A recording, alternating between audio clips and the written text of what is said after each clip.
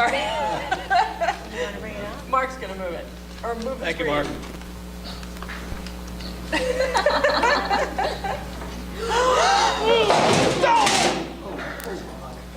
Wow. It's a very active board meeting tonight. And we have a full audience for it, too. Teamwork. Like it never happened. Yeah. We'll just cut that out. Take two.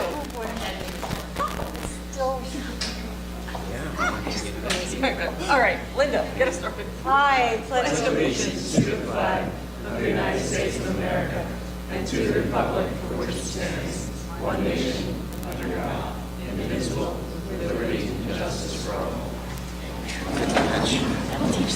Well, that was an exciting beginning. Thanks, everybody. Linda, do we have any communications other than what is listed on our agenda tonight? I was trying to find it. We did receive a letter, which I discussed with my admin, and I don't believe she put it in the folder. It was a thank you letter for a donation, and probably from one of the Global Awareness or something. I'll have to share it with you at the next meeting. Okay, All right. no worries. Thank you. All right, next on our agenda is to approve the minutes from the public workshop and executive session from October 9th, 2017, and the regular public and executive session from October 16th, 2017. Does anybody have any questions or concerns with those minutes? No? Okay, seeing none. Linda, could we have a roll call, please? I would like a motion. Oh, sorry. Can I get a motion to approve those? So moved. Can I get a second? Second. Can I get a roll call? Okay, yes. Now you. Ms. Byer? Yes. Ms. Cimarusti? Yes. Ms. Gowan? Yes. Mr. Krieger? Yes. Mr. Magaziner? Yes. Ms. McFadden DiNicola? Yes. Mr. Roslowitz? Yes. Okay, so that brings us to Dr. Taylor's report. I'd like first one to refer to the students if they have anything they'd like to share. We have two of a report tonight. So to begin, we don't have anything from Irving and Bartle, but the middle school, for the middle school, all of the middle school students competed in a homeroom decorating contest. The students were given parameters to use only recycled products on their doors, and they were very creative in what they considered recycled and created doors that Monet would be envious of, according to the principal. Parent-teacher conferences were held November 6th through 8th. Teachers met with parents and reviewed benchmark assessments, grades, and provided parents with in-depth details of their students' progress and areas of improvement. The middle school held a press conference with a senator and representatives from Learning Alley to showcase the program's use in our school. Learning Alley provides text-to-speech services for books, texts, and reading materials. The senator procured a grant that covers the cost of the program for the middle school, and students that use the program as well are as representatives from for-profit organizations, board members, and districts. And building administration had the opportunity to participate, and it appeared on the NewJersey.com website. Students in Spanish classes celebrated Cinco Dia de los Muertos by baking traditional sugar skulls, artwork, and drinking homemade Mexican hot chocolate. And all middle school teachers recently had training in conducting restorative practices and will be involved in a book study of a book by Dr. Chris Emden from Columbia University related to cultural competency. At the high school, so this Wednesday we'll be hosting Service Day, which is an annual day where we perform different kinds of community service projects. So representatives from the Environmental Club, Key Club, Red Cross, Global Awareness Group, and other school clubs will be running workshops all day. And we're also very excited to welcome inspirational speaker Eric Legrand for the final pep rally. The football team is preparing for the annual Thanksgiving Day game. Coach McGlynn and the other coaches and the entire team are working very hard at practice, but we do expect it to be a really tough game for Highland Park. The fall play, The Election, went very well. Ticket sales were excellent, and high school students who came on any of the 3 nights enjoyed guest performances by Mr. Lassiter, Ms. Marioni, and Mr. Gold. Congratulations to the entire cast. I saw the play and I thought it was really phenomenal. The Environmental Club hosted a cleanup at the high school this weekend and collected 5 trash bags full of garbage on the school grounds. So we're really excited that they're out there kind of beautifying our grounds. And Liv and I are very excited because we received our first comment from a student.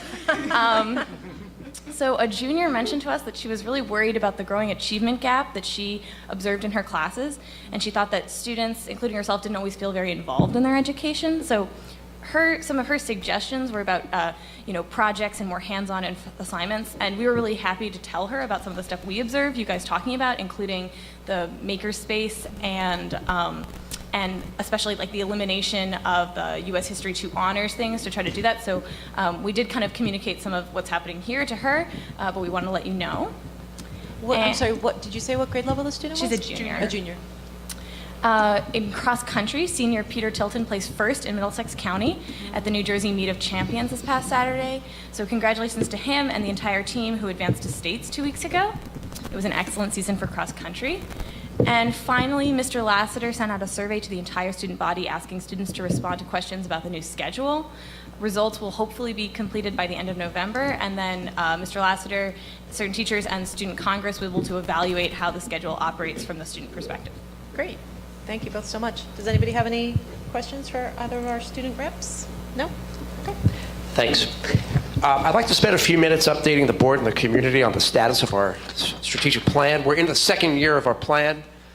Those of you who are new to the strategic plan, this is a culmination of effort among 60 some odd members of the community who came together 2016 June and identified 4 broad areas that the community felt we needed to focus on, and then identified several goals and action steps that we've been implementing over the last couple of years. So tonight, I want to dabble in a couple of highlights, things that have happened in the last couple of months of which you might not be aware.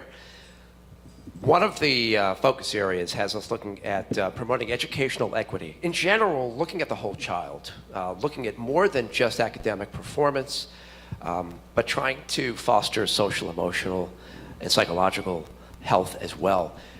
The first goal of the first focus area of our strategic plan has us formally putting in place programs that might help students outside of intellectual growth. And we are currently running, in our effort to support this goal, lunch groups at both Irving and Bartle. And you should know we actually have 6 lunch bunch groups in both schools.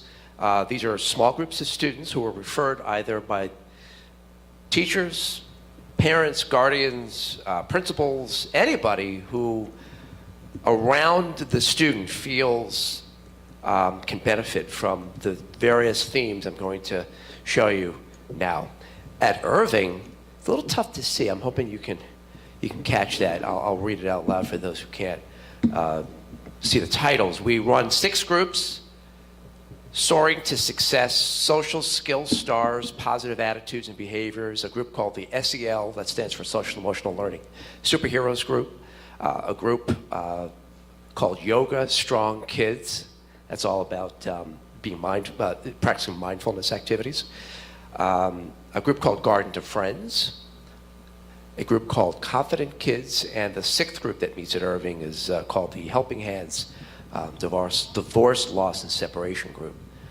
At Bartle, we run similar groups, different titles, including what we refer to as the Keep Calm Crew group, Bartle Buddies for newcomers to the school community, and a general lunch bunch group that focuses on how to start, maintain, and foster stronger relationships with each other.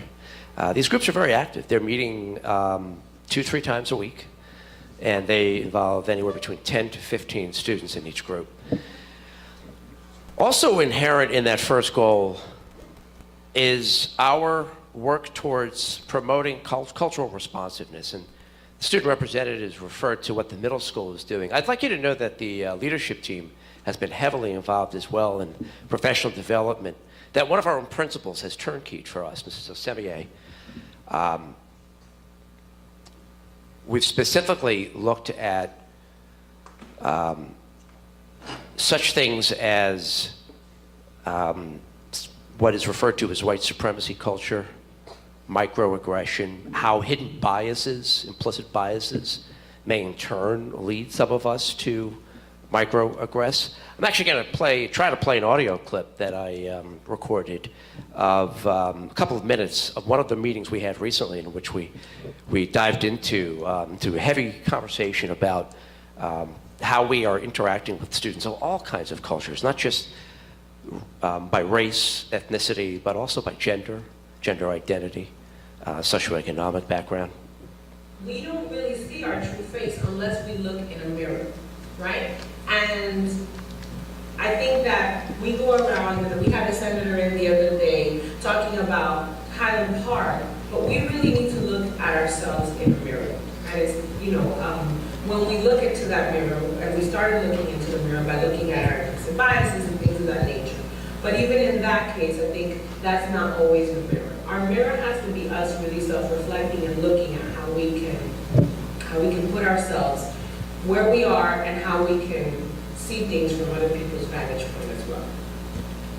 So that led to Everything that we do here in the middle school this year has been based on this equity taxonomy. And today what we're going to delve into is the second part, which is that cultural proficiency piece. If you look at an equity taxonomy, there's different aspects of it: instruction, opportunities to learn, physical integration. And we are kind of past that physical integration. I mean, we have everybody here. There's race, disabilities, genders, classes, sexual orientation.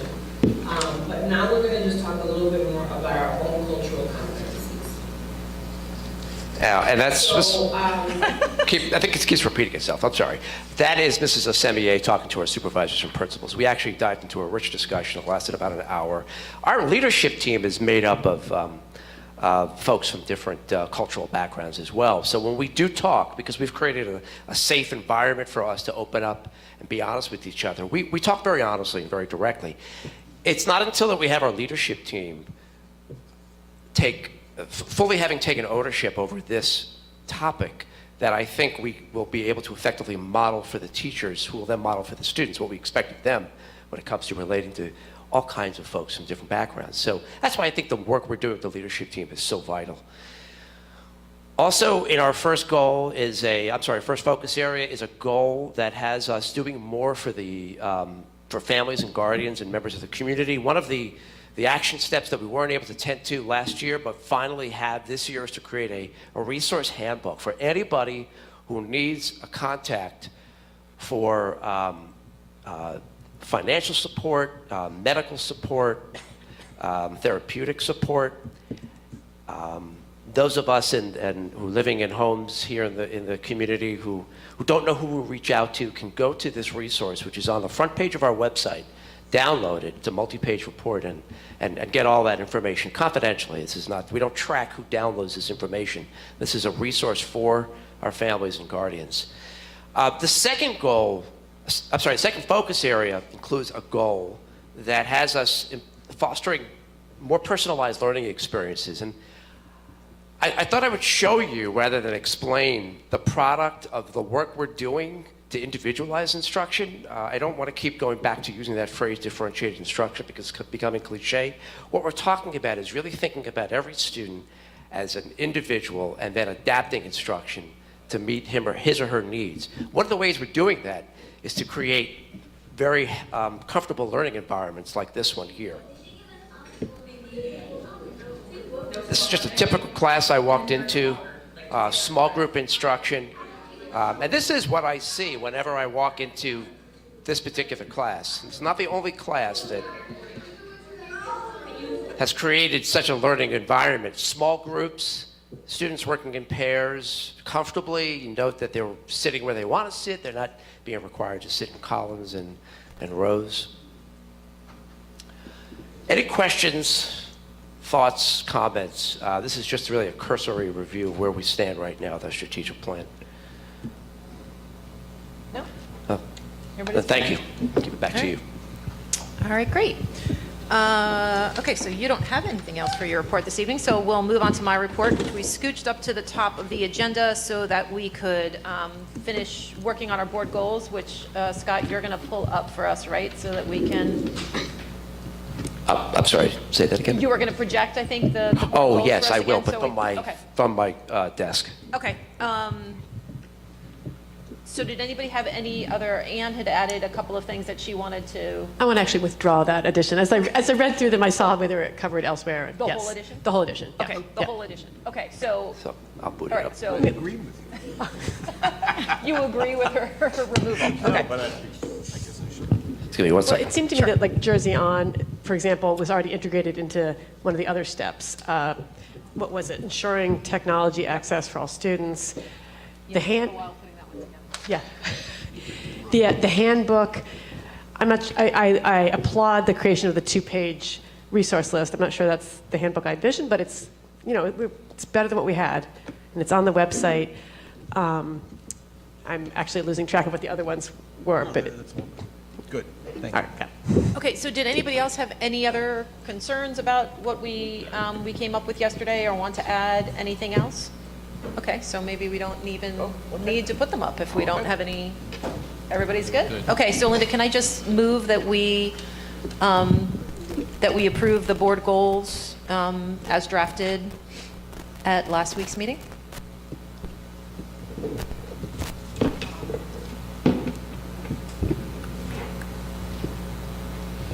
Should, Yeah. is it too late to jump in? No, not at all.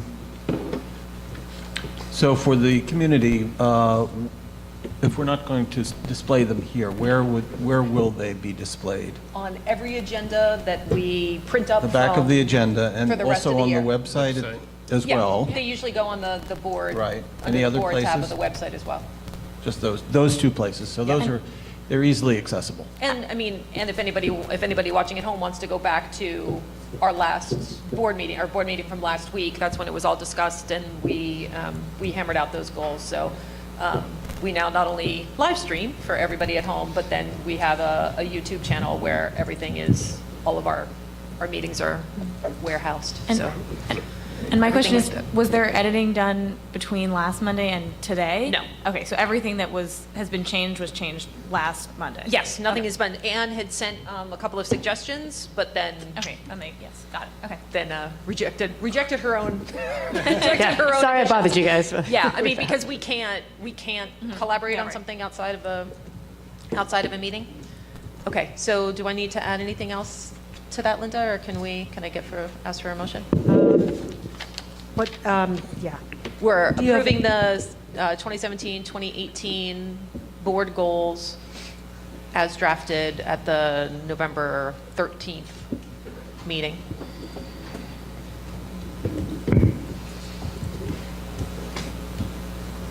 That's fine. That's fine? Okay, can I get a motion? So moved? Can I get a second? Second. And can we get a roll call?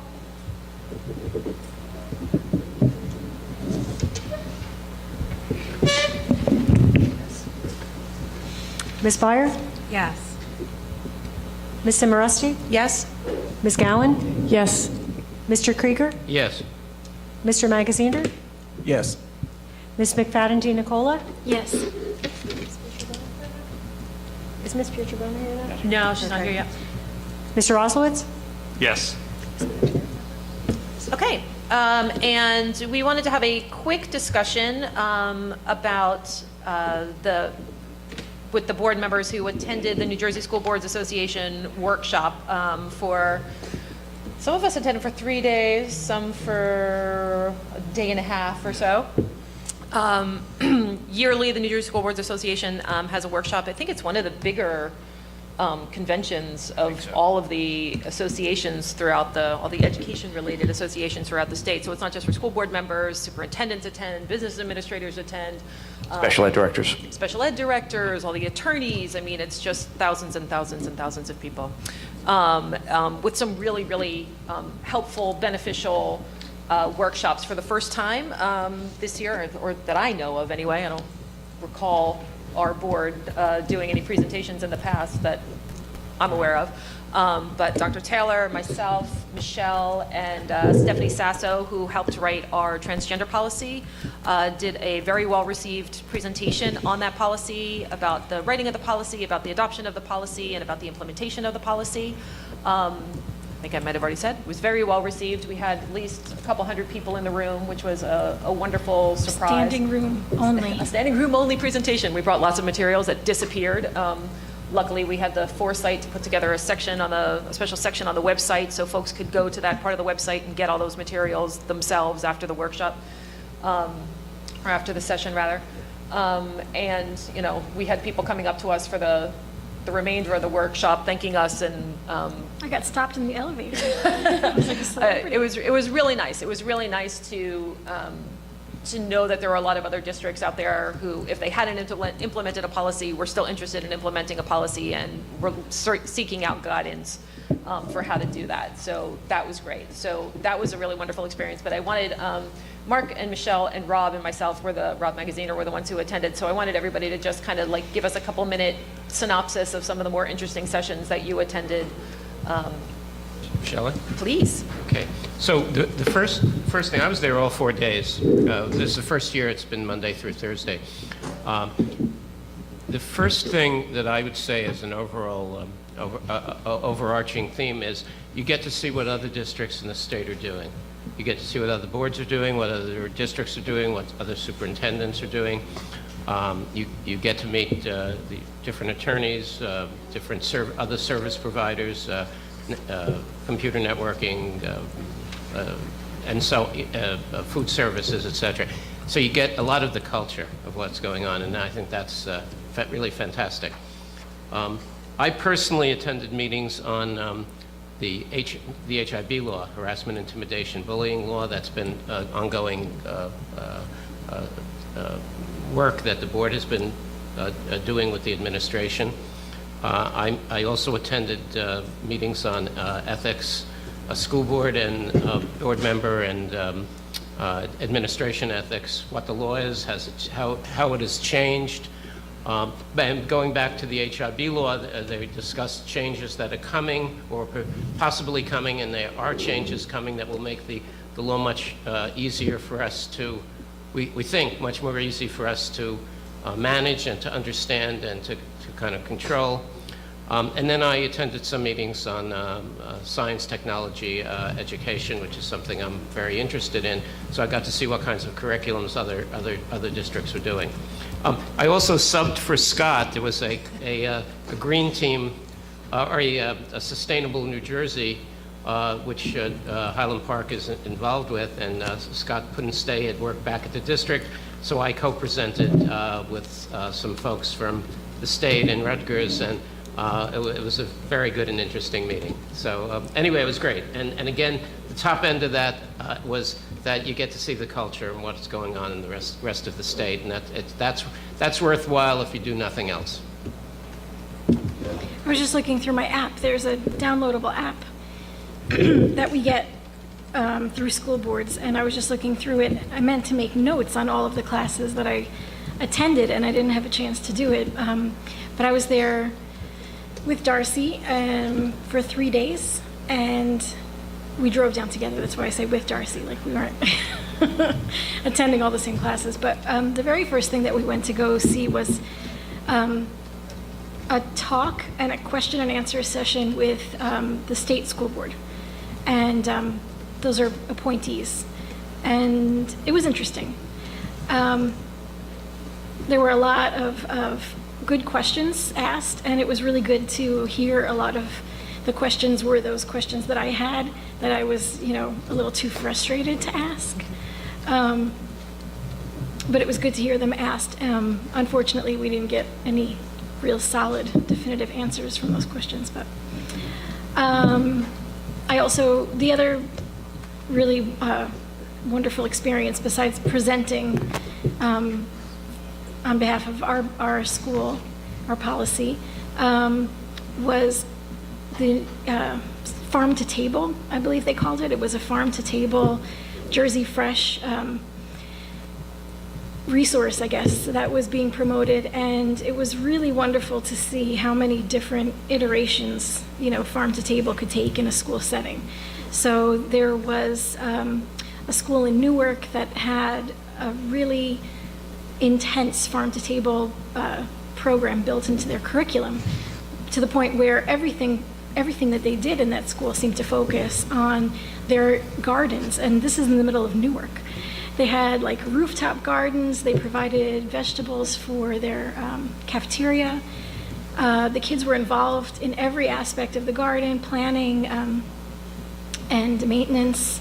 There was another school that we had presented to us down in Glassboro, which is down near Rowan University. Yeah.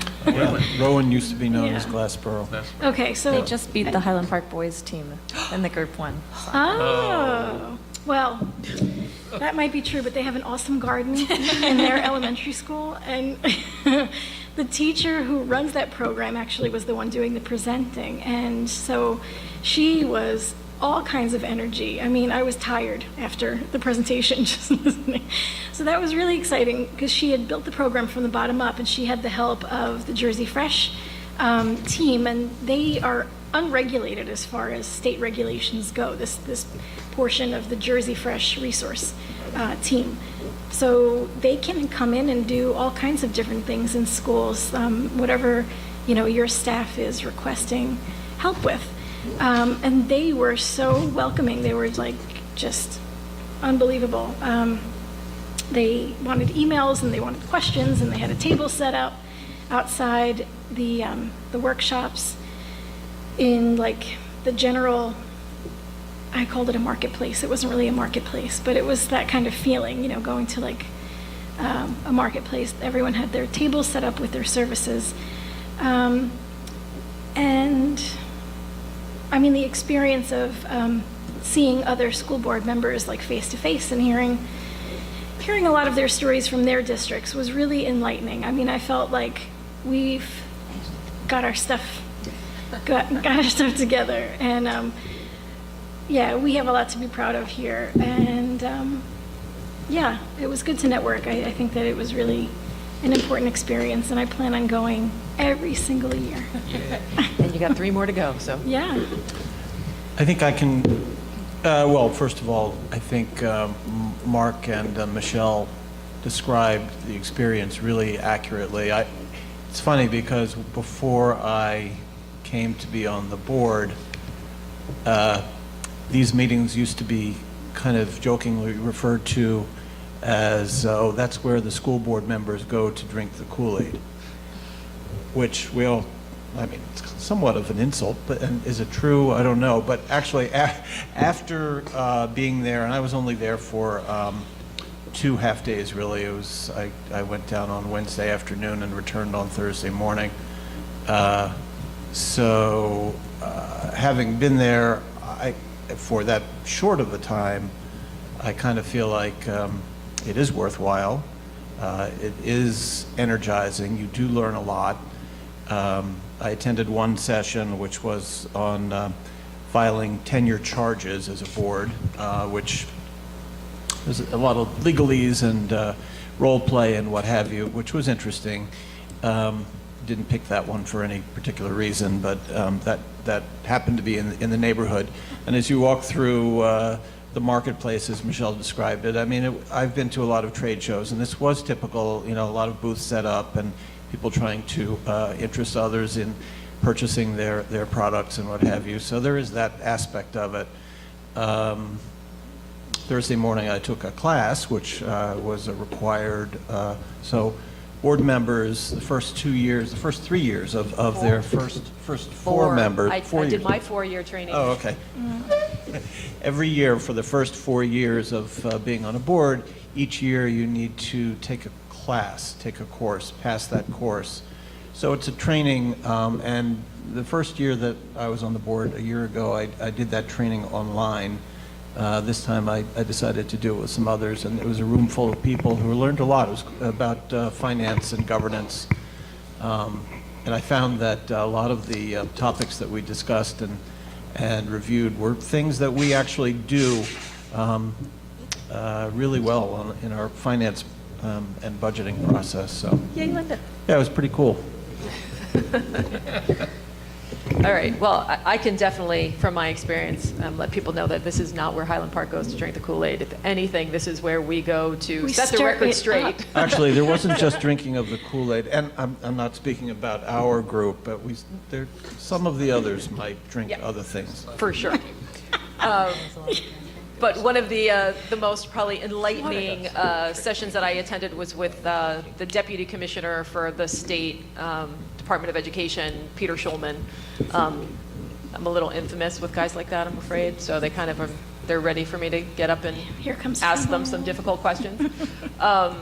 But something that I did ask him about, and actually I followed up with him via email, and I've now been ignored for a week and a half, so maybe I'll recruit your help if you have not gotten a memo on the subject, was something that Scott and I had discussed just a few weeks prior to workshop, was a memo that came out from the state saying that if any students had not passed Algebra 1 Park, that they'd be required to take either the course again or a refresher course before being able to take Algebra 1 for a second time because that's now a graduation requirement.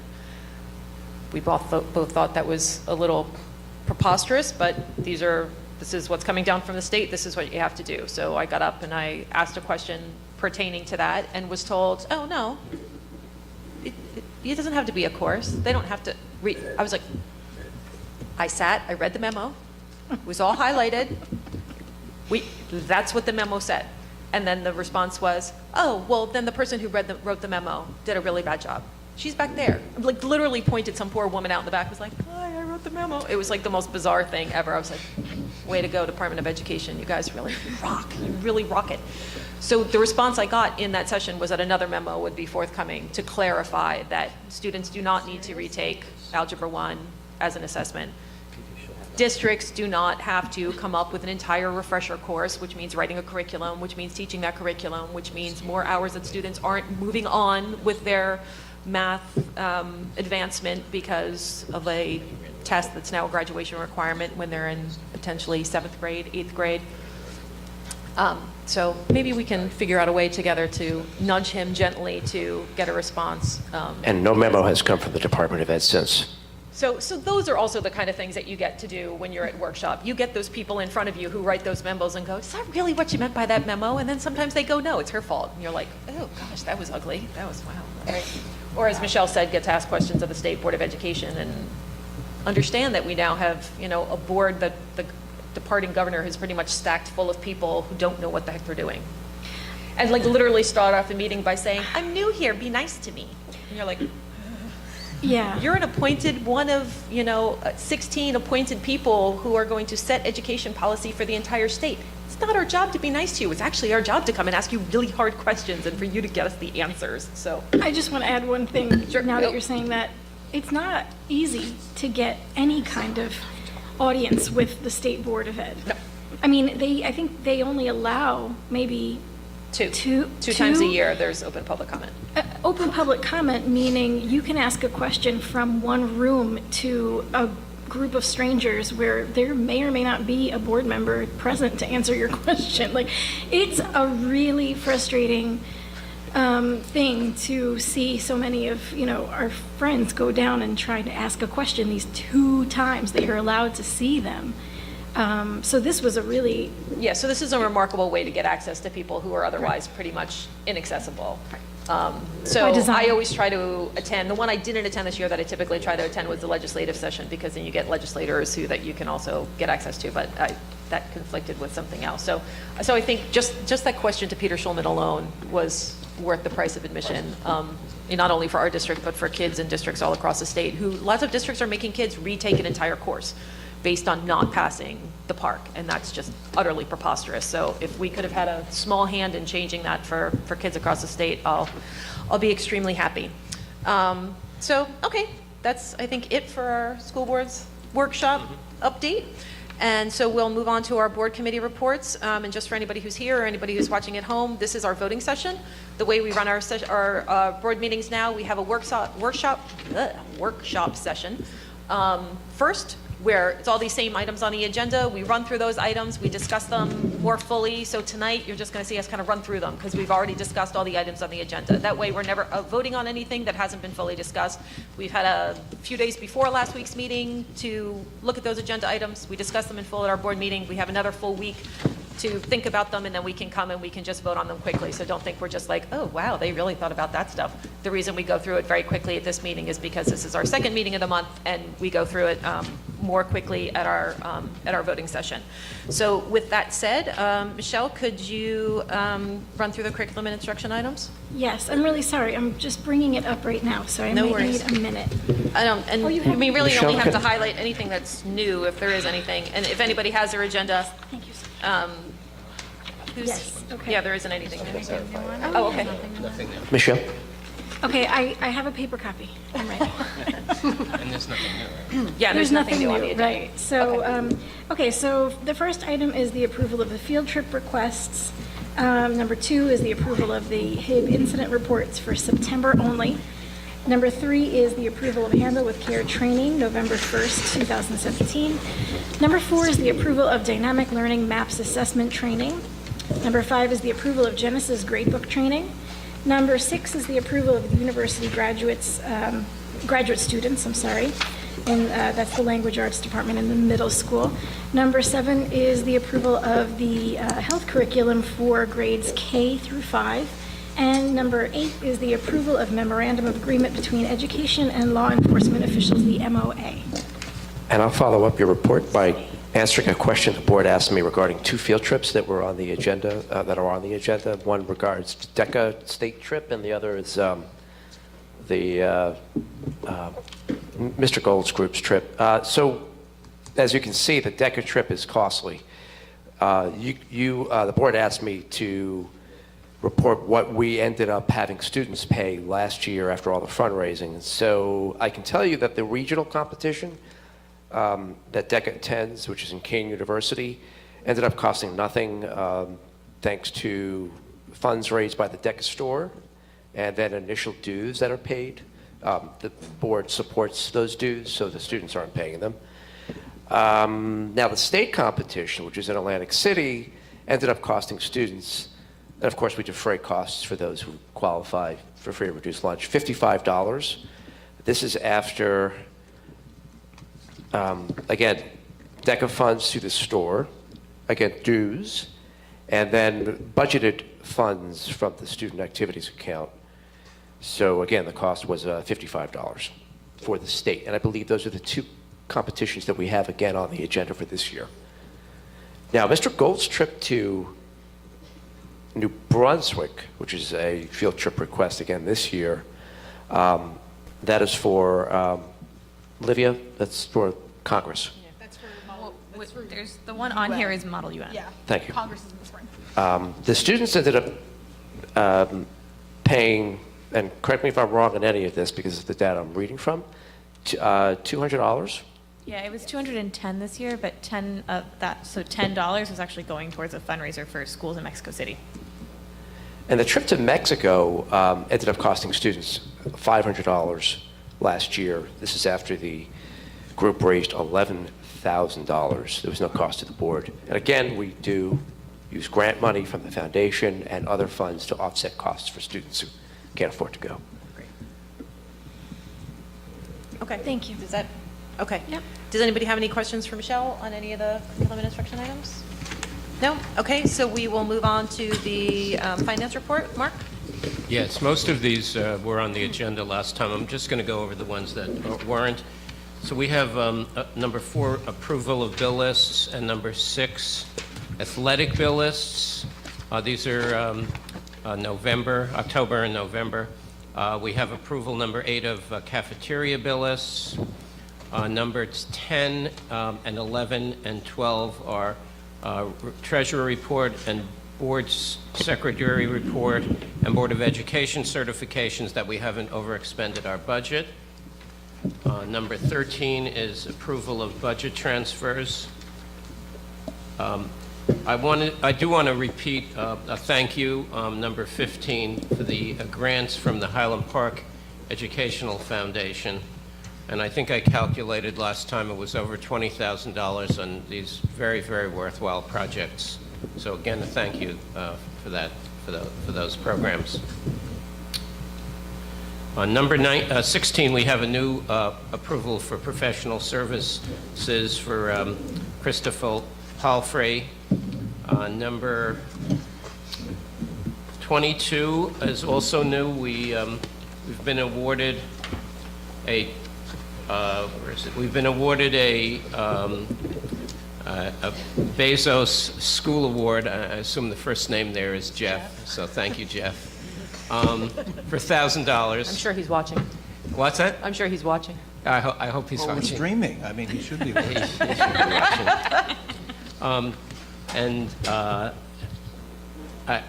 I hope we see more in the future.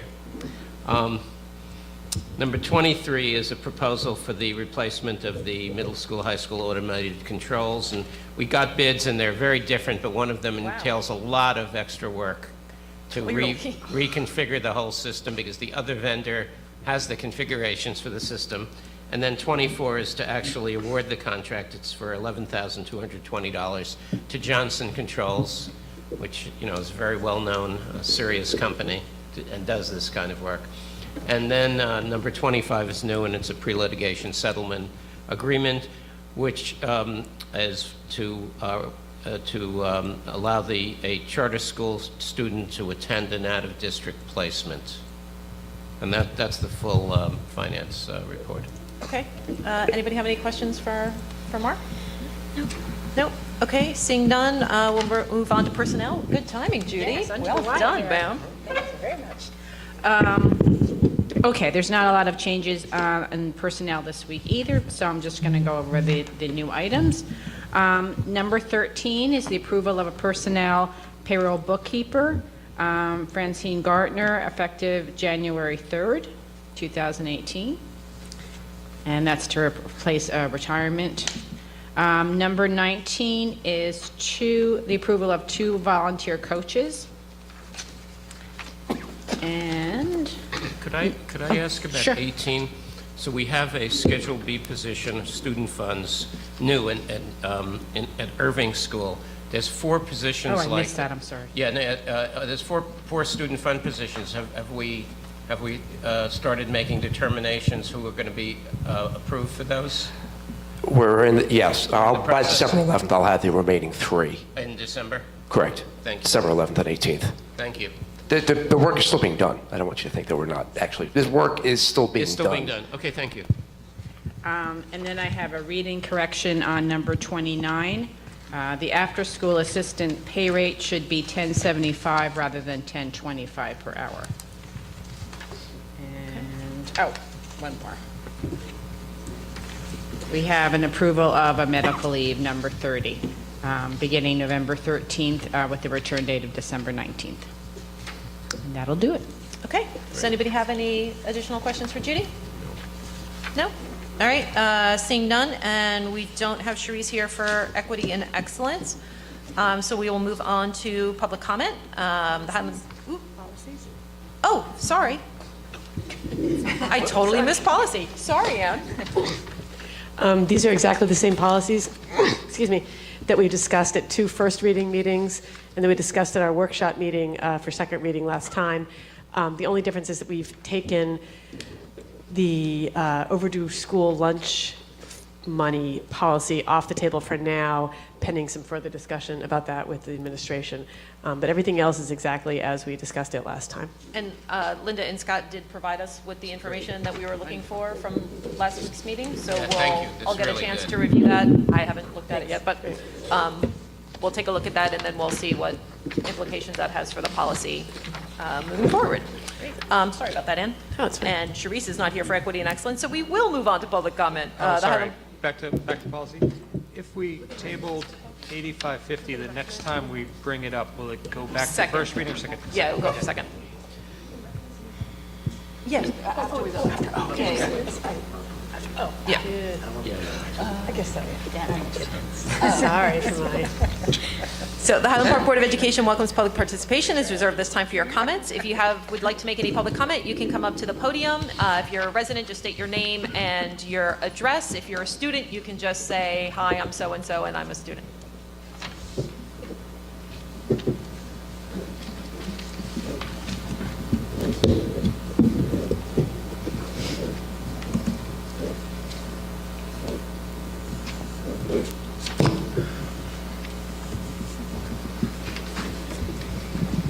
Good evening. Thank you so much, Board. Thank you for all you do. My name is Catherine Pelicane. I'm at 208 Valentine Street. I'm not only a concerned parent of 2 middle school students, currently at the Highland Park Middle School, but I'm also an educator for almost 21 years. My husband and I really try to teach our boys how to be responsible and hardworking students. We have them go onto the Genesis portal each week and explain their grades. As an educator, I also work with Genesis, so I know what to look for. We also have them now go on Google Classroom, which is wonderful for the students because they can really stay organized, especially when the parents are getting the weekly summaries, which we really appreciate. And we get to discuss, because all parents know, your student comes home and you say, what did you do today? And they're like, nothing. Or how was your day? And they're like, good. And that's all you get. But the Google Classroom weekly summaries really help us discuss what's going on in class and keep us abreast of all their assignments, projects, and tests, which we really appreciate. But now going through all of this, it's really come to our attention. Sometimes too much information is too much information. It has really come to our attention that there needs to be a new policy regarding grades. Currently, there is no policy that I'm aware of, after I've asked some administrators, if there's a policy for required amount of grades that teachers must input into the Genesis portal, and there is not. We need to make sure that all the classes are structured consistently. As of right now, all classes are structured differently, meaning teachers get to choose which percentage they want their homework to be, which percentage they want tests and quizzes to be, which percentage they want participation to be. Not really too concerned about the weighting.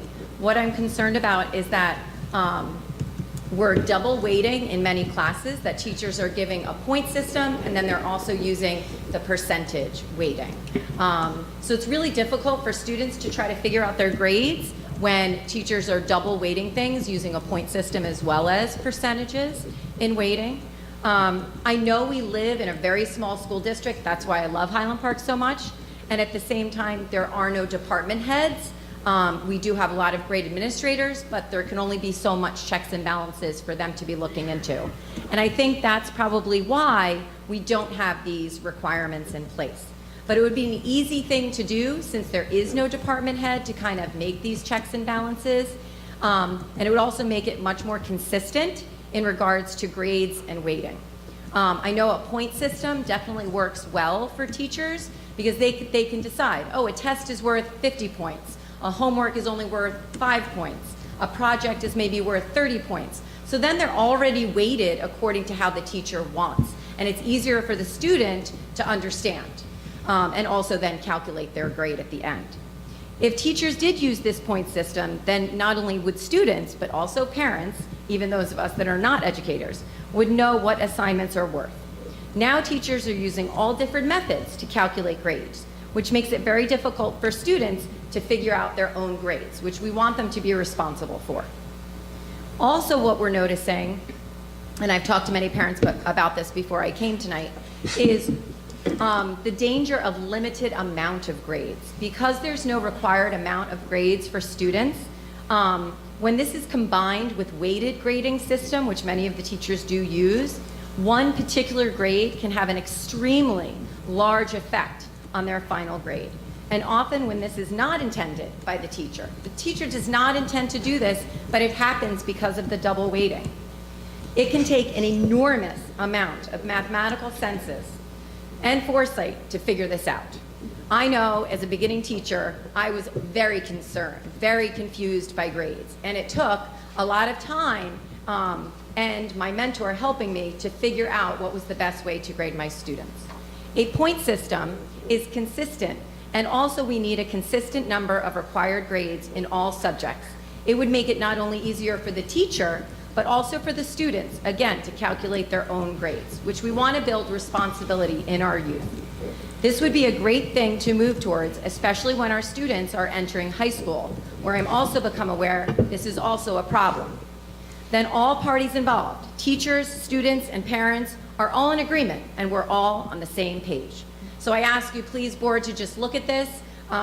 I think it would make a really big difference in how the students see their grades and take responsibility over them if we really did make a required amount of grades for each subject area. I know in many other districts, friends, other educators, and as well as in my district, there are a required amount of grades.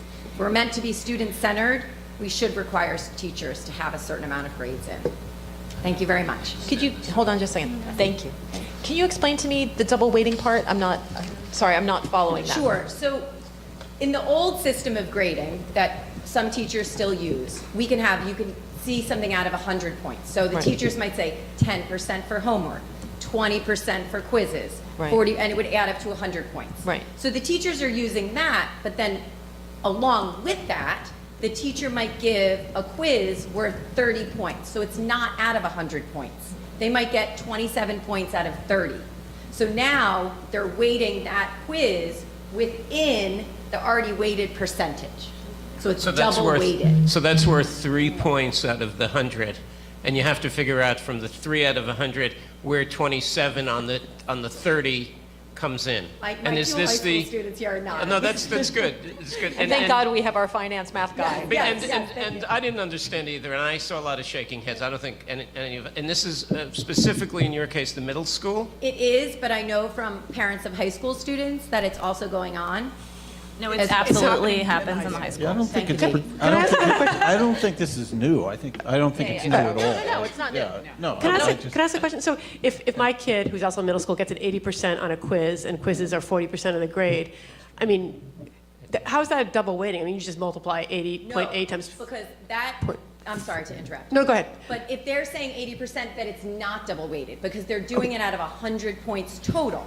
But as soon as they give it a point amount, like say it's only worth 30 points, and they get a 27 on it. So now it's being weighed by points, and it's being weighed by percentage. So I always thought that you said pick one or the other. I always thought that the way you did that was if I got a 27, I got 27 out of 30, which is what, like 85%? I don't know, 85%, and then I know I got 85% on one quiz and 85% on another quiz, and that's all 40% of my grade. All of the quizzes aren't worth 30 points. Oh, so you're this weighting the quiz- quizzes. I see.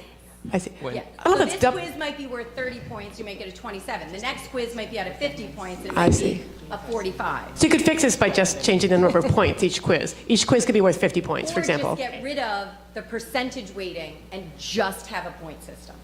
So like participation would be like 200 points or something, or out of 100, I guess. Participation would be 30 You don't even have points. to make No, it a the- required amount. This shows how hard it is. So how would because it- how it's would so it hard to look? explain. Okay. How would it look for a non-educator? Sure. So my husband is a high school teacher. I know that he uses points because even at my school district, My and wife of course uses it's elementary school, we use a percentage weighting. Okay. So because I already have a weighted percentage, like 10% homework, 20%, I have to give all of my scores out of 100% so that I'm not double weighting. So what does that mean? Wait, so for homework, you would say like this person did 80% of their homework, for example, or No, like each homework that they give me is out of 100 points. I see. And then the average of that would then be, say, an 87. So for 10% I of their see. grade, they got an 87 for homework at the end of the I marking see. period. And you're saying when there's a 30-point quiz, a 30-point quiz and a 27-point quiz and a 60-point quiz, I mean, those don't have to be weighted differently. They could just be a number of, one has 60 questions, one has 50 questions. And my wife was a college professor, and Right. she did the point system that you're talking makes so about. much more sense. Because many of her just don't see why I education think- department and many of the students might have been challenged by what you're calling a double weighting system. And I think to answer your question, because I used to Right. help her set this up. Right. If you have a quiz is worth 3. On the overall 100% of your grade Right, but- for the whole year, it's worth 3. A single quiz. No, I understand And then that. the quiz is out of 100. Right. And then depending on what you got on the quiz, Right. you've got some part of the 3% of your, or 10, and the quiz might Right. be worth 10% of your total grade. But I mean, when a teacher gives, one quiz has 70, maybe one quiz has 100 questions, let's say, not really. Another quiz has 30 questions. Those quizzes aren't necessarily weighted, like the 100-question quiz is more Not if important. it's done with percentages. Well, but I mean, I always assume that when my kid, might or might not. when one math test, there's 7 questions. Another one, there's 3 questions. I don't assume like one is more important than the other. But They're if you- both, Like, he got if you got 1 out of 3 on one, you got 33% on one quiz. If you got 7 out of 7 on the other, you got 100% on another quiz. You add up all the percents that he got, and it's 40% of the grade. And Right, that's what we think, but that's not what it is. how can you tell? Like, I wish I could put a PowerPoint on. no, I understand what you're saying, but how do you know this? Like, when I look at my Because I'm a kids, teacher. but how do we know the teachers aren't adding up the percentages on each quiz? Because they can't, because Genesis does it for them. Right. Oh, Genesis can't calculate you got 27 out of 30? No, I'm not saying that. I'm saying when they do it out of 30 points, Right. they say 27 out of 30, Yeah. right? Then it's giving that quiz a 30-point value. But their quizzes at the bottom already have 40% of the grade. For this So term. it's double Right. weighting it with a percentage and a point system. See, all right, I don't see it understand laid that. out. I don't I either, got it. but so like, But let's, that's can we? why I'm saying it's so confusing. Right. Nobody understands it. So when we as adults look at it, we say, oh, a 27 out of 30. Oh, he got an 85, but he didn't really get an 85. So could the teachers fix this by putting in the percentage in Genesis instead of the point numbers? Like, 27 out of 30, what percent is that, 85, and then typing in 85? Yeah. Would that fix it? Well, because then it wouldn't be double weighted anymore. All right, Hey, I don't understand the double weighting, hold but on. okay, I'm sorry. Right now, we don't have to 100% I'm sorry, understand this. I'm sorry. It's like, no, it's okay. I'm just But saying, this we is could, good, we because could I go back just and forth wanted about to it. make you aware that it Yeah. is confusing and So- just to be looked at. This is for you, Scott. So you'll take a look at this, and then you'll come back to us, and you'll because I did look at our grading policy, and it's just very generic. Yeah. There's nothing specific about it at all. So if you talk to the administrators, you guys come up with a plan, then you'll come back to Ann for policy and let us know if I don't there's think we updates should we have can a make to the policy. policy. Yeah, give me a little time, and I'll promise to follow up with you personally as well. And I know we all want to be student-centered. That's one of our main goals in Highland Park. And to judge a student on only, 6 grades for a whole marking period, it's just not fair. You have two, I see I two know, I love heads this. going like And I this in didn't front of see you. them anything. I love the head nodding. And if I could just add something on really quick, there's lots of teachers who put in like 3 grades for an entire marking period. And so that's a problem already because like what do you do when you have one bad grade? But more than that, there's also a problem, and I understand because I have parents who grade papers and I'm like friendly with my teachers, and so I know how much of a struggle it is to grade and try to keep on top of all that. But there's also a problem with everybody putting grades in the last 3 days, and then there's no opportunity to Fix the hand grade, in yeah. work and stuff. And so for somebody who I don't, struggle with that, it's not necessarily that like something that's like personally been a huge problem for me in the past, but you can imagine that a student who forgot a homework assignment and didn't realize that they'd forgotten it, and then they get to the end of the, period and they have nothing, like they can't do anything about it. That's also a problem. I Okay. wanted to ask one more question. You talked about, I think, missing grades or a minimum number of grades. What does that mean? Well, that's what the students are saying. Like, if you only have 3 grades for the marking period, if you have one really bad grade. I get it. So you have to have some minimum number In for. most school districts, you have to have a required amount. I got You it. have to have at least 12 grades per marking I period. got it. And Catherine, one of my big takeaways is And to get what them you're suggesting posted is in a timely manner. Yeah. we have to be more consistent and have some basic standards. That would be great. Okay, we'll look into it. Thank you. Okay, thank you. Look into it. Get back to you. Thank you.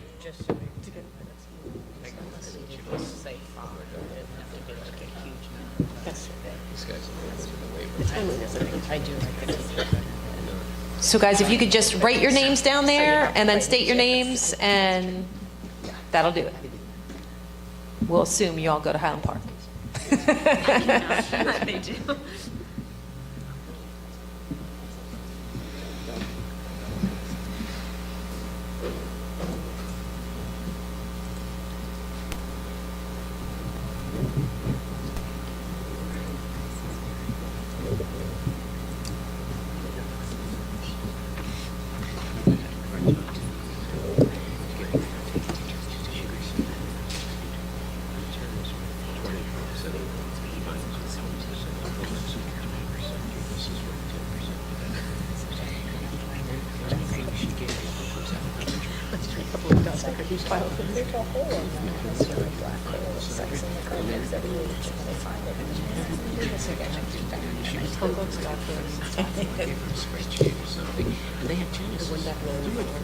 So it's not teachers to do it and be consistent. Go ahead. It's all you. Head coach of Highland Park High School harasses the underprivileged students. Just state your Speak up. name. Oh, yeah. Brandon Doss. Thank you. And do you want these? Big. Well, one at a time. Okay. Well, I'm Brandon Doss. Dylan Darkwa. Jamal Morris. Ray Passa. Yes, you may. I'm sorry, I didn't know. You can adjust the microphone if you need to move it. Head coach of Highland Park High School harasses the underprivileged students in our school, and the school covers it up to save his job. Administrators were notified multiple times of his actions towards students as well as his actions towards parents. No matter the scenario, head coach was physically abusive to a student in particular who didn't know how to stand up for himself. There are multiple cases of students who are afraid to speak up and say something to someone because of the repercussions from him and the administrators. Some kids like us are not afraid and are sick and tired of him getting saved by the administrators.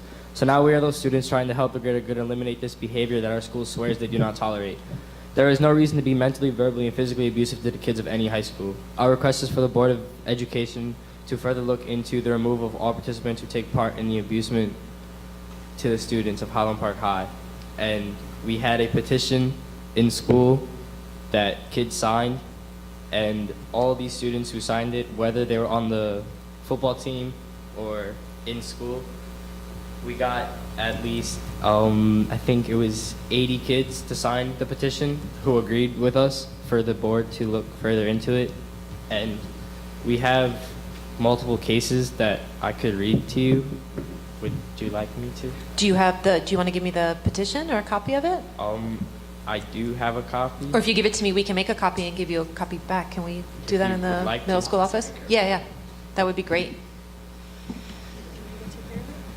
Yeah, but on the back of it, I have the info. Oh, we'll give it back to you. Okay. Don't worry. And we won't copy whatever's on the back if there's something on the back you don't want copied. Did you want to read? Do you want to read what's... Yes, please. Yeah. We can just make one for now. Okay. Yeah. And then we can make more later. Do you mind giving it back to him, Linda, so he can read it first? Yeah. Yeah, So he'll he read can it and then yeah.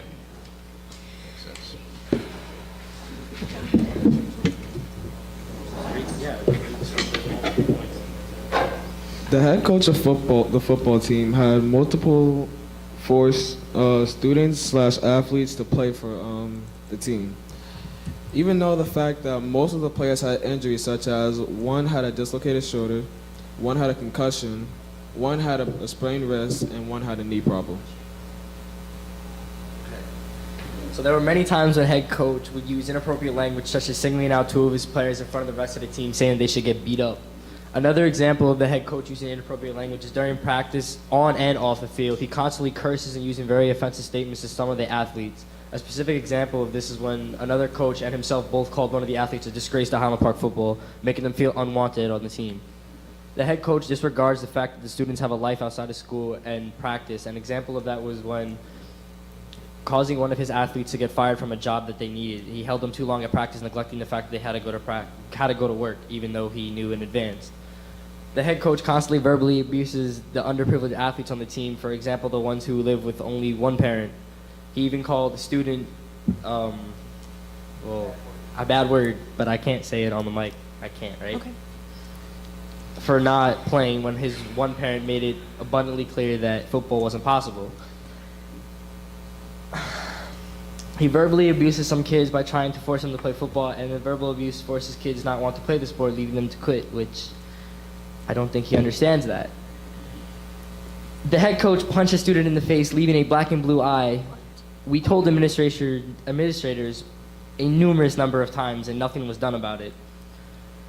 He also grabs our face masks if a student does something wrong in practice, and he would slam our heads together and pull them all the way forward, so jolting our neck, which obviously causes a whiplash effect, which is neck injuries. And the head coach also, from time to time, when we do something wrong on the field or inside the gym, he would throw a chair near us or sometimes at us and just get angry and start yelling at us. That was a specific example because I witnessed that.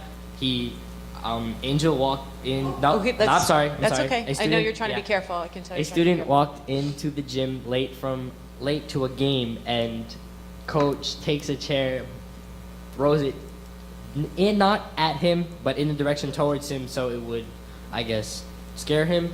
But the athlete felt unwanted and scared, obviously, of the coach. And then the last one is the head coach forces athletes already on the team to get players for the football team. And I witnessed one of the students on the team strangling and dragging another student to practice, just to practice football. I don't know what else you want me to say. Did you guys, all right, so obviously you guys have stated all of this now for the record. Is this all written on what you're presenting to us? Okay, so you've written it all down as well. Okay, so that's what you're going to give us to make copies of? Okay. I don't know if y'all got anything to say. Fellas, can we make a copy of that now, or do you have more to read? You can make a copy of it. Okay, thank you all very much for coming and coming and talking to us. Legally, we can't discuss personnel matters. We can't discuss anything involving staff. Okay, so I'm glad that you know that and that you understand that us not responding back to you in any way to what you're telling us does not mean that we're not listening to you or does not mean that we're not hearing you. So we very much appreciate you coming tonight and speaking with us, and we will make sure that Dr. Taylor follows up with you. Of course you can. Just make sure you state your name and make sure you write it down as well, because our board secretary isn't here right now. So if you could state your name and address for the record. My name is Robin DeSico. I'm actually Brandon Doss's mother, and I also have a little one at Bartle School. And also, he came to my house, the head And coach. I'm sorry, also if you could just state your address for the record, I'm so sorry. 136 Columbia Street in Highland Park. I think it was the beginning of this year or maybe last year. He came to my house and kept assuming and pushing buttons, telling me that my son had to play football when he had a concussion freshman year, and we were like, no, he's not playing. And as a matter of fact, to go back, freshman year, when he did have the concussion, I took him out of football practice, and the coach turned around and told me, well, there's no excuse for him to miss practice. And I said, there is. He had a concussion. And he told me again, there's no excuse. So obviously he's not looking out for the well-being, so I really hope they look into this, because I spoke to administration and they just didn't say anything, they just let it go. So I really hope somebody does something, because I actually told him to get off my property, and actually I was going to call the police because he would not get off my property because he kept insisting my son had to play football. Okay. Of course.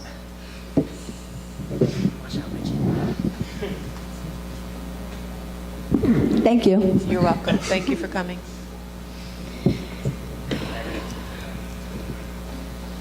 It's very hard to write and talk at the same time. So, I know you said you're going to tell Mr. Taylor, but we told two big administrations, and one of them was Taylor. We told Lassiter too, and I'm sorry about the names, but we told the principal of the school, and and all he did was he actually broke confidentiality of us talking to him in private and asking him, and he went outside and deliberately told head coach who said what, and I think that's wrong on both the principal and Scott. Okay. If it's okay, my mom would like to say something. Of course. Ma'am, if you could just state your name and address for the record and write it down for the board secretary. My name is Lorraine, last name is P-O-K-U. I am Dylan Daqua's mom. My address is 809 Donaldson Street, apartment B, Highland Park, New Jersey. I don't think I've met Coach McGlynn. However, he keeps harassing my son to play football. I have told my son numerous of times, tell him I said no, unless if he wants to hear it directly from me, which would not be a very good way of me explaining to him no. So I'm letting you, the board, to know that if he approaches him one more time, and this will be the last time, he will not hear a very good no from me. I want it to be clear and stated to the board too as well. I would not approach anybody else, but I told my son to handle it, otherwise I will have to handle it myself. Thank you. Thank you.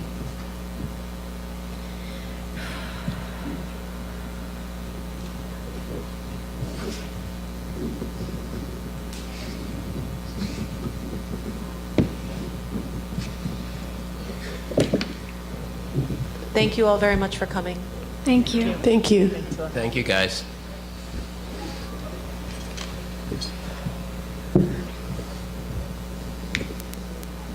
Okay, is there any other public comment?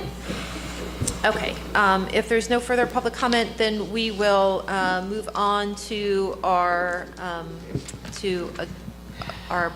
committee reports. Michelle, could you move the curriculum and instruction items?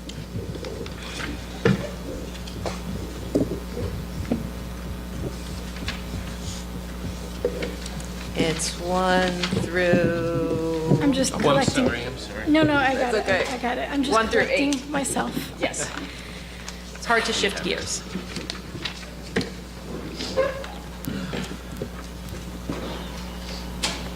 Good night, gentlemen. Good night. Thank you Good night, for guys. coming. Gentlemen and moms. And gentlemen. And moms. And gentlemen moms. Night. I would like to move items number 1 through 8, please. Is there any discussion? Second? I'm sorry, is there a second? Second. Any discussion? No? Okay. Linda, could we please have a roll call? Ms. Byer? 1 and 3 through 8, yes. And then on 2B, no. But yes to the rest on 2. Yes. Okay. Thank you. Ms. Simoresti? Yes. Ms. Gowan? Yes. Mr. Krieger? Yes. Mr. Magaziner? Yes on 1 and 3 through 8, and I will abstain on all of 2. Ms. McFadden Nicola? Yes. Ms. Pietrobono? Yes on 1 and 3 through 8, and yes on number 2, yes on everything except B, which I'll abstain. Mr. Roslowitz? Yes on 1 through 7, abstain on number 8.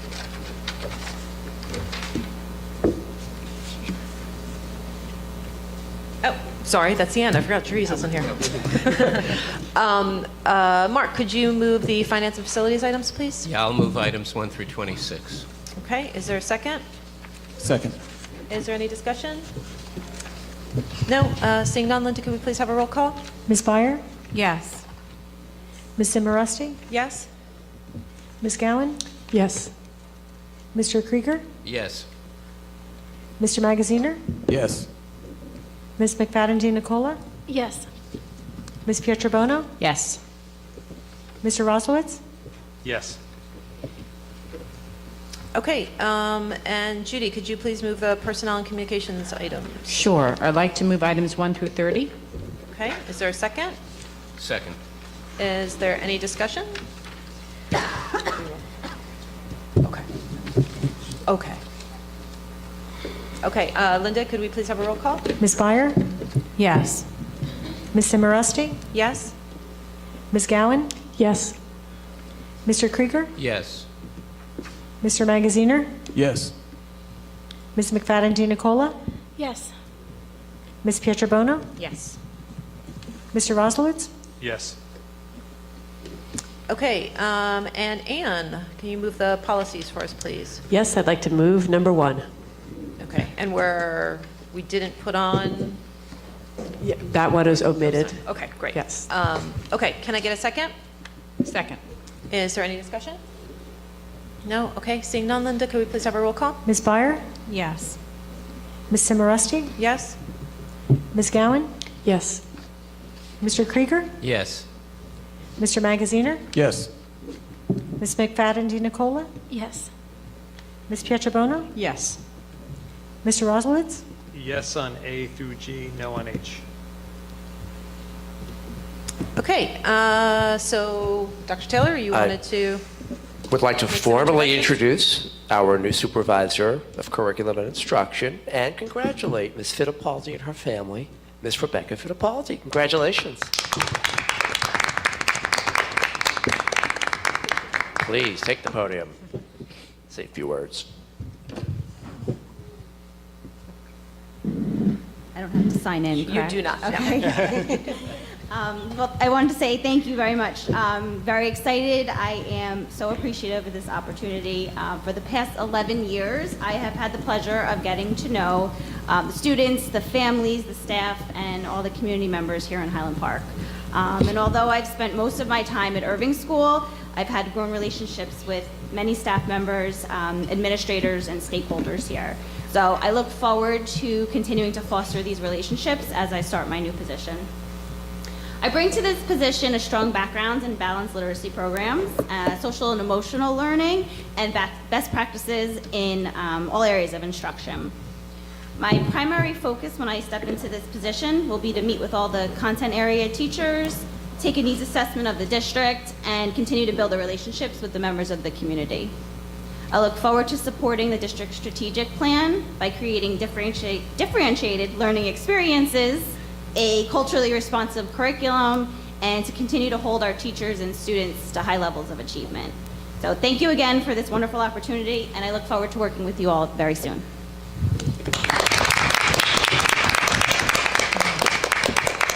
We're very proud to have a homegrown leader in our midst, and to Ms. Fittipaldi's family, thanks for coming out. Just stay a few more minutes longer. I'd like to now formally introduce the new interim principal at Irving School, who will be minding the store for Ms. Freeborn while she's out from January 4th through the middle of June, Ms. Megan McNally, also homegrown talent.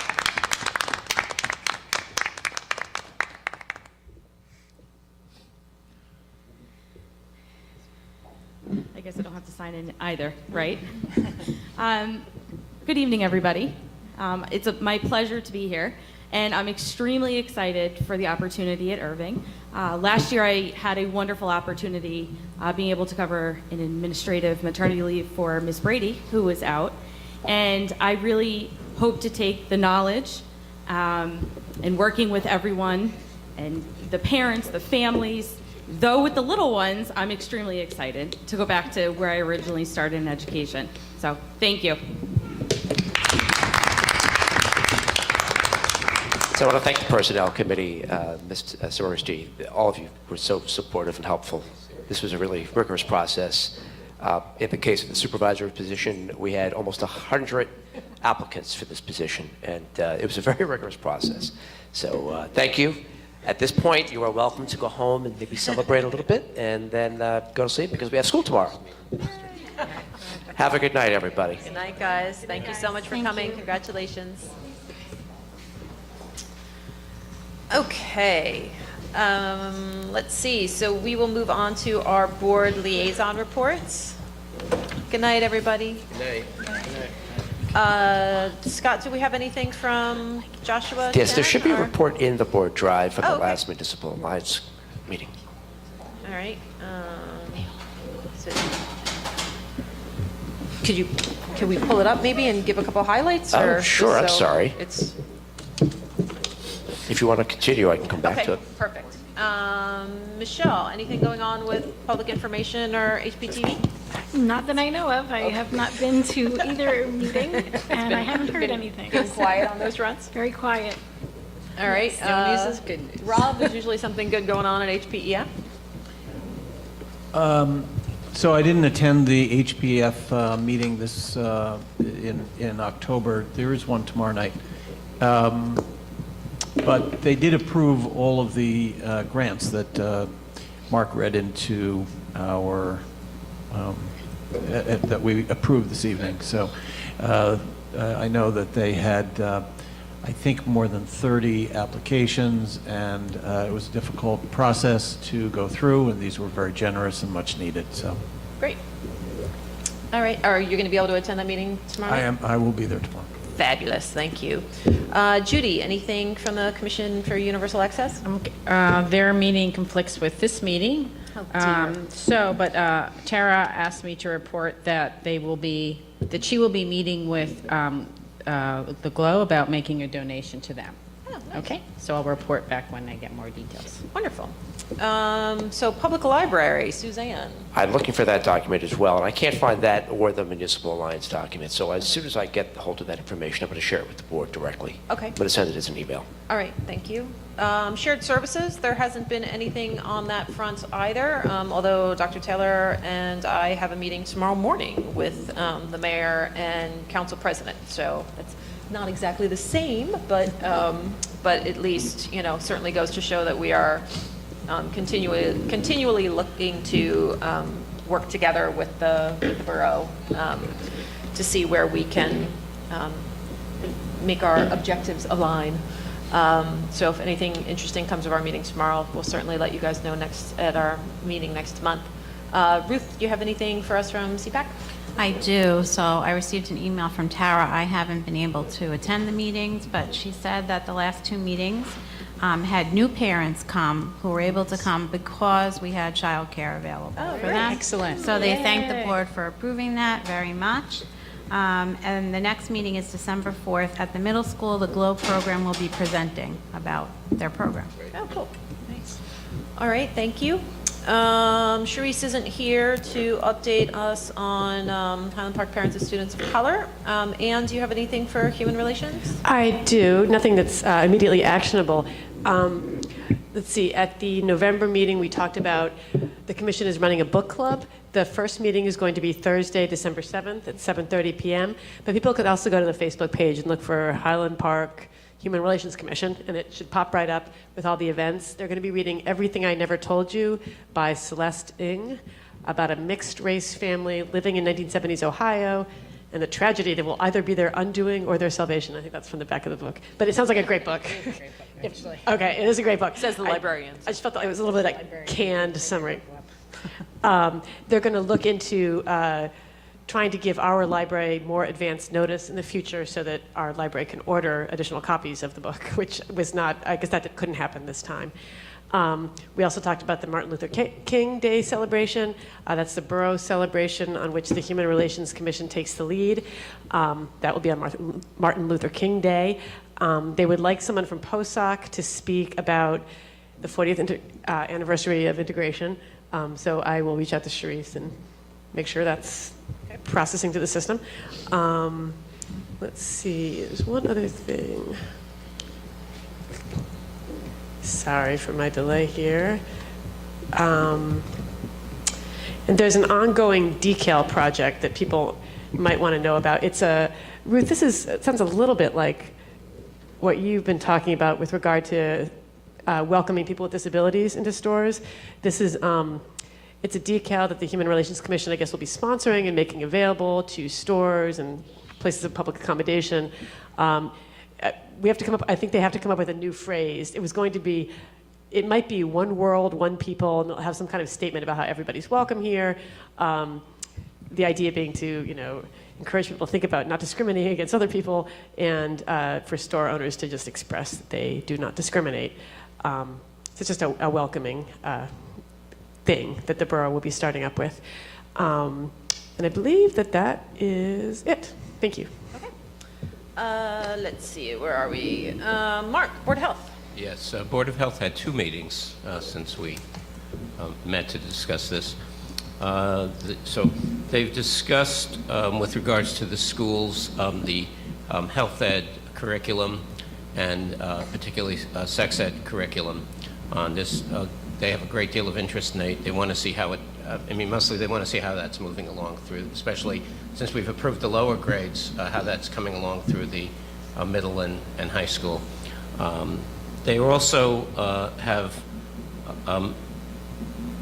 money for smoking efforts, smoking education efforts, and opioid addiction. And they've been in touch with the Teen Center on trying to get some groups in to do some work which they would fund. And part of the discussion, at least from my perspective, was they have the money and they have the contacts. And I encouraged Diane Heimlich, who's the chair or president of the Board of Health, for the Board of Health to take some action to take charge of that. and actually start to make something happen, because the teen center is busy. I mean, there's a lot going on, especially in the smoking area, which Board of Health has a lot of money that they've raised. That they get. Board of Health gets money from the smoking licenses, and cigarette licenses and e-cig licenses, and they want to spend it, and this is the place to spend it. But I think coordinating all of it has just been very difficult, and I said, don't try to coordinate it, just please do it. So I think and hope that, and they're very well-meaning, and we have very good meetings, but I really want them to take charge of it and take ownership of it. That's the word I was looking for. So I hope they will, and that would be good. That would really be good. And that's it. Could I add an amendment to mine? Yeah, of course. I also wanted to say, on behalf of the Human Relations Commission, we do have a student representative this year. It's Kaylee Wharton, who goes to the meetings, which is wonderful. I think that's the first time since I've been on a liaison that they've had a student rep. So I hope that you guys will be in touch with her, and maybe other students in the school will know that you guys have an in to the Human Relations Commission. I mean, certainly issues of discrimination and equity can be addressed here, but they can also be addressed there. Just to make sure the whole borough is finding out about things and raising concerns. It's another place to raise concerns. Thanks. Thank you. And the Board of Health has two students from the high school. Oh, that's great. And they're fabulous. They brought this stuff up initially. Oh, good. They said, what about like, let's work with the schools on doing something about health and sex ed. And they talked about what would be useful. It was just really open, and everyone was listening. And Diane and the other folks took a lot of notes and really did something about it. It means a lot more when it's coming out of it was students' really mouths. good. I will never, ever, ever forget Lillian last year just like riffing when we started talking about sex ed. I was like, yep. Go, sister. Well, I'm Like, hearing that fantastic. in the Board of Health meetings. Great. Also, I wanted to say about the library. Just a quick note: the library board has been meeting, and Mark's got a little bit of a cheat, we should I- say, because Mark's wife is on the library board, so we should. No, we should just all know, because this it's wonderful. This is a very You can put your Nora hat a on. very, very great interest to the community. The library has a lot of water coming in through the roof. So a roofer was in last year and replaced the roof, and the leaking got worse. And so the district, the library board met with the borough council, and the council approved an emergency measure to allow the roofs to be replaced without the kind of formal bidding that gives you a low bidder, and so hopefully soon the roof will be repaired. Thank goodness. It's really bad. There's buckets out, etc. It's really bad. So hopefully that'll get done soon. Just want Great. everyone to know that. Thank you, Mark. And anyone who's watching. Let's see, where are we? Rob, do you have anything for us for the Green Team? Well, the Green Team did meet at the beginning of November. I did miss that meeting. I don't know how it snuck past me. I will say this, their notes are very extensive. I don't even know how I could try to summarize everything they discussed. I know there's a number of grants that are available. I know they're talking about recertification for the bronze status that they have. I know that there's a number of initiatives they're trying to get the schools to get on top of, including Sustainable Jersey grants from PSE&G, and having an energy audit for the schools, which allows us to get points towards the different programs. So what I'm going to do is I'm going to forward these notes to everyone else, but I would say that if you see Mr. Carter or Ms. Botnovic or Vicky Zara, a number of other people, or Melly McDermott, just Force of nature. Yeah, really, because I work for a living, and my notes aren't as necessarily as detailed as this. And you take pretty good notes. I've seen you take notes. Your notes are, right, but I don't when necessarily you're on. go to this kind of extreme for even for work. So, as a volunteer, They want to make sure you're informed. Yeah, and they do a wonderful job of it, and I'm going to share it with the rest of you. Great. Thank you, Rob. For not knowing how to sum it up, you did a very good job summing it up. So me, delegate to the New Jersey School Boards Association. Boy, oh boy, did I have a good time on Saturday morning.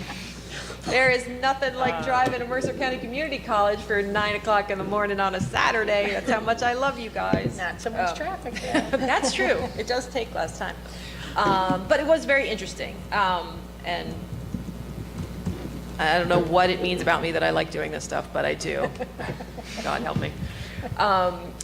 So the two resolutions that we talked about last time, both passed. So I texted Rob Roslevich to my right. I see you looking at me from my left, Rob Magaziner, saying, she didn't text me. What is she talking about? That I stood up and made the argument that Rob gave us that all made us think at last week's meeting. So this was on the Bloomfield Resolution that was basically in a nutshell to say if we're held to a 2% cap as districts, then out-of-district placement should be held to at a 2% cap as well. And I basically stood up and said, you know, I hear my mom's voice ringing in the back of my head saying 2 wrongs don't make a right. You know, and any of the arguments that we make to hold out-of-district placement schools to a 2% cap could be made to hold us to 2% caps, and we know that being held to 2% caps does not work for us.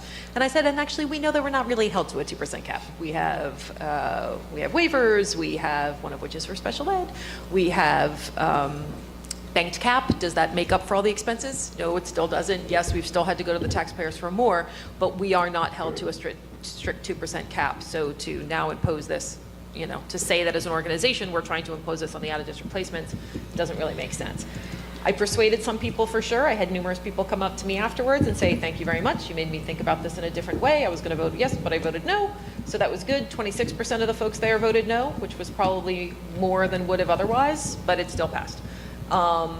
And let's see, what was the other resolution? The other resolution passed as well, which was the, which was the kind of no-brainer one saying that once a budget is struck by the state, once the state sends a district their state funding numbers, it shouldn't be changed as it was. And it was remarkable. Multiple delegates got up and said, you know, I'm from, I think one was from Washington Township, I think, in Gloucester County, and said that they got $1.2 million, just so that's after their budget has been set. So you get your state aid numbers from the state, you create your budget, you approve your budget, you submit your budget to your county superintendent, and then the state comes and says, sorry, $1.2 million less, and you need to figure that out afterwards. So that was kind of a no-brainer. The other one that was voted on was that Edison resolution from last month, which I don't know if you guys remember. That was the one that they put forward. They took our resolution that was about the charter school moratorium,